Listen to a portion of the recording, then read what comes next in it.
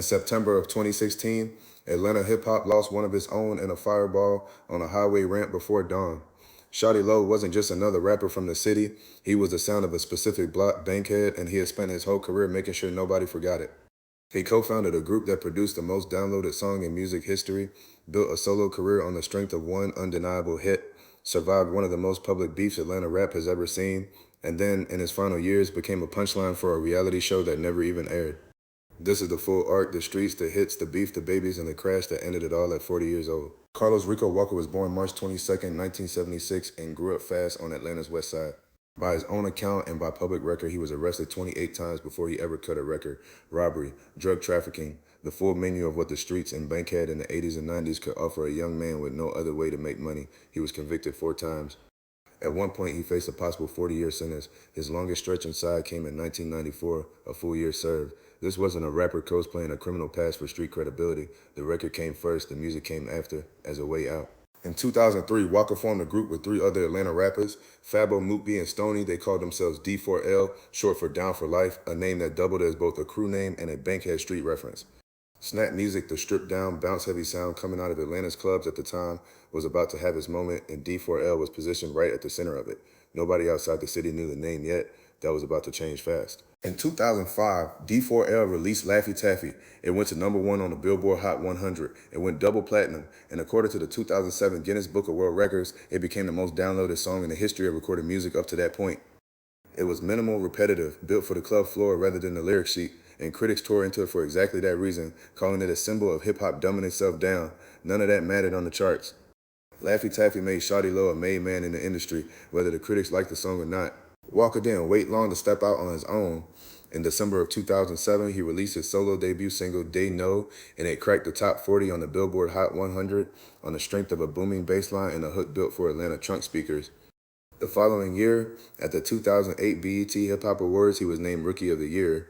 His debut album, Units in the City, followed in 2008 and landed at number 14 on the Billboard 200, moving more than 160,000 copies. For a moment, it looked like Shawty Lo was about to be more than a one-group novelty hit. He was becoming an actual solo force. But 2008 also brought Shawty Lo his most famous conflict. On his track Dun Dun, he took direct aim at fellow Atlanta rapper T.I., questioning whether T.I. was really from Bankhead the way he claimed in his music. Shawty Lo started calling him T-Lie. T.I.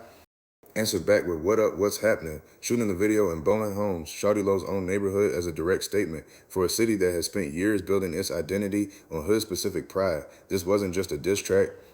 It was a fight over who actually got to speak for Bankhead. The beef stopped being just music in November of 2008. At the Dirty Awards in Atlanta, entourages loyal to both rappers clashed inside the venue. Police had to use pepper spray to break it up, and the ceremony was shut down and evacuated mid-show.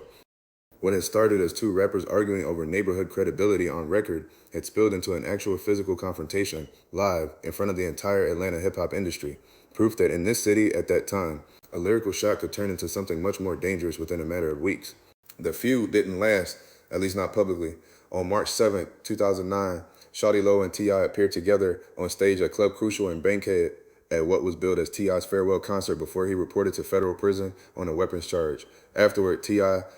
told MTV the whole thing had been overblown by the media in the first place, not really a beef at all. Years later, after Shawty Lo's death, T.I. would go further, publicly calling him a true West Side legend who truly represented Bankhead.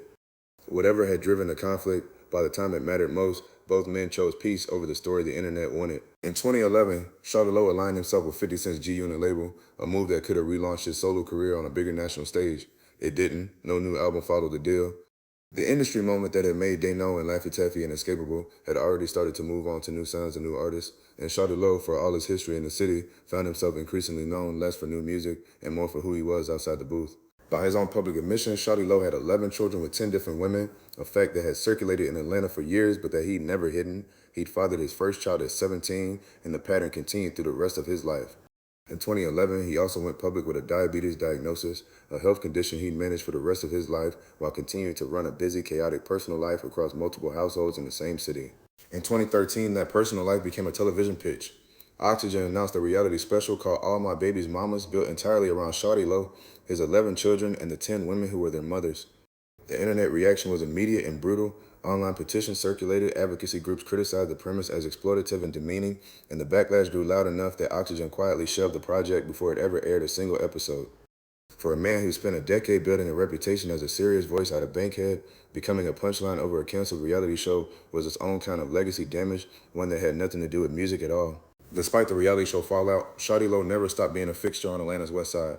He kept a visible presence in the city's club scene and his business world, and younger artists coming up out of Bankhead still pointed to him as proof that the neighborhood could produce a name that mattered nationally. Whatever the internet said about him in 2013, on the ground in Atlanta, his standing with the people who'd actually grown up around him barely moved. That local loyalty is part of why 3 years later his death would hit the city as hard as it did. September 20th, 2016 was a Tuesday night in Atlanta, and by all accounts an ordinary one. Shawty Lo, 40 years old by then, was out with two women in his 2016 Audi S7, moving through the city the way he had for years. Nobody watching him leave that night had any reason to think it would be the last time they saw him alive. At around 2:20 in the morning on September 21st, on the I-285 southbound ramp to Cascade Road in South Fulton County, Shawty Lo lost control of the Audi. The car left the roadway, went over a guardrail, and struck two trees. On impact, it flipped and caught fire. Shawty Lo was ejected from the vehicle during the crash. He was pronounced dead at the scene. The two women riding with him were thrown clear enough or protected enough to survive. Both were taken to Grady Memorial Hospital with injuries that were serious but not life-threatening. The medical examiner's official finding was blunt force trauma to the head, consistent with what happens when a body is ejected from a vehicle that's already flipping and colliding with fixed objects at highway speed. In the immediate aftermath, Fulton County Police initially described the incident as a possible hit and run based on early incomplete information from the scene.